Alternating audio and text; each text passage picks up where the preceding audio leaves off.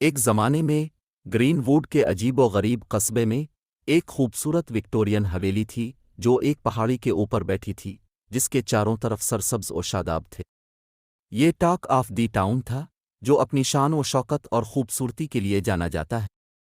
تاہم ایک چیز تھی جس نے حویلی کو بدنام کیا تھا، یہ پرتودت تھی۔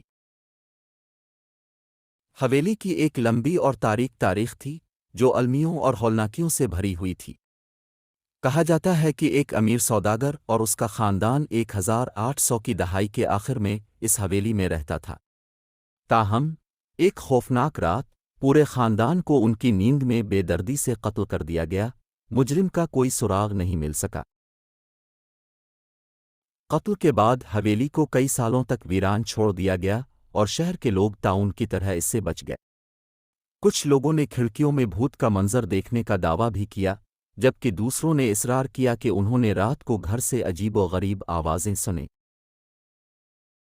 سال گزرتے گئے اور آخرکار حویلی کو فروخت کے لیے پیش کر دیا گیا۔ اسے ایک نوجوان جوڑے سٹیو اور سارا نے خریدا تھا جو گھر کی خوبصورتی اور تاریخ کی طرف متوجہ تھے۔ وہ اسے بحال کرنے اور اسے اپنے خوابوں کے گھر میں تبدیل کرنے کے لیے پرجوش تھے۔ جیسے ہی وہ اندر گئے، عجیب و غریب چیزیں ہونے لگیں۔ جوڑے نے غیر واضح شور سنا، درجہ حرارت میں اچانک کمی محسوس کی اور چیزوں کو خود ہی حرکت کرتے دیکھا۔ اسٹیو نے اسے صاف کرنے کی کوشش کی، یہ کہتے ہوئے کہ یہ صرف پرانا گھر تھا، لیکن سارا جانتی تھی کہ یہ کچھ اور ہے۔ ایک رات سارا ایک عجیب سی سرگوشی سے بیدار ہوئی جو کہیں سے آ رہی تھی۔ تجسس اس سے بہتر ہو رہا ہے، اس نے تحقیقات کرنے کا فیصلہ کیا۔ جیسے ہی وہ آہستہ آہستہ حویلی کے مدھم روشن دالانوں سے نیچے کی طرف بڑھ رہی تھی، اس نے محسوس کیا کہ اس کے ہر قدم کے ساتھ سرگوشیاں تیز اور واضح ہوتی جا رہی تھیں۔ ماسٹر بیڈ روم کا دروازہ کھول کر اس نے وہ دیکھا جو اس نے کبھی سوچا بھی نہیں تھا۔ کمرے کے بیچوں بیچ اس نے ایک نوجوان لڑکی کی بھوت سی صورت دیکھی جس کے پھٹے ہوئے کپڑوں اور بازوؤں پر زخموں کے نشانات تھے، اسے التجا بھری نظروں سے دیکھ رہی تھی۔ سارا گھبرا گئی اور چیخنے کی کوشش کی، صرف یہ جاننے کے لیے کہ اس کی آواز نہیں نکلے گی۔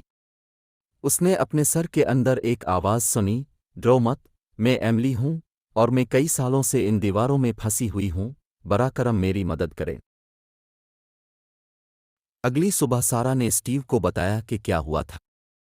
اسٹیو کو شک تھا لیکن اس نے تحقیقات کرنے کا فیصلہ کیا۔ اسٹیو نے پورے گھر کی تلاشی لی اور کتابوں کی الماری کے پیچھے چھپا ہوا ایک خفیہ کمرہ ملا۔ کمرے کے اندر اسے ایک کنکال ملا جو ایسا لگتا تھا جیسے وہ کئی سالوں سے وہاں موجود ہے۔ یہ ایک نوجوان لڑکی تھی اور اس کے بازوؤں کے زخموں سے میل کھاتی تھی جو سارا نے بھوت کے بازوؤں پر دیکھی تھی۔ اسٹیو اور سارا کو جلد ہی احساس ہو گیا کہ حویلی واقعی پریشان تھی۔ وہ جانتے تھے کہ انہیں غریب لڑکی کی روح کو سکون دینے کے لیے کچھ کرنا ہے۔ انہوں نے ایک غیر معمولی تحقیقاتی ٹیم سے رابطہ کیا جو کیمرہ پر کچھ بھوت کی سرگرمی کو قید کرنے میں کامیاب رہی۔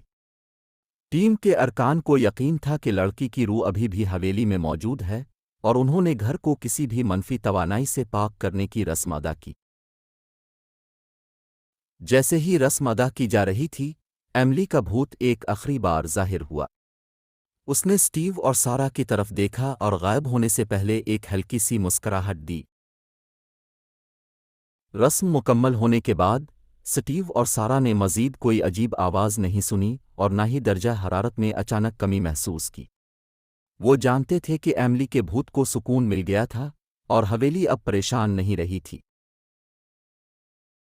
آخر میں حویلی اسٹیو اور سارا کے لیے ایک خوبصورت گھر بن گئی اور وہ ہمیشہ خوش و خرم رہنے لگے۔ تاہم وہ اس بھوت لڑکی کو کبھی نہیں بھولے جس نے ایک بار ان کے گھر کے حالوں کو ستایا تھا۔ وہ اکثر اس کی قبر پر جاتے تھے اور اس پر پھول چڑھاتے تھے تاکہ اسے یہ دکھایا جا سکے کہ وہ بھولی نہیں تھی۔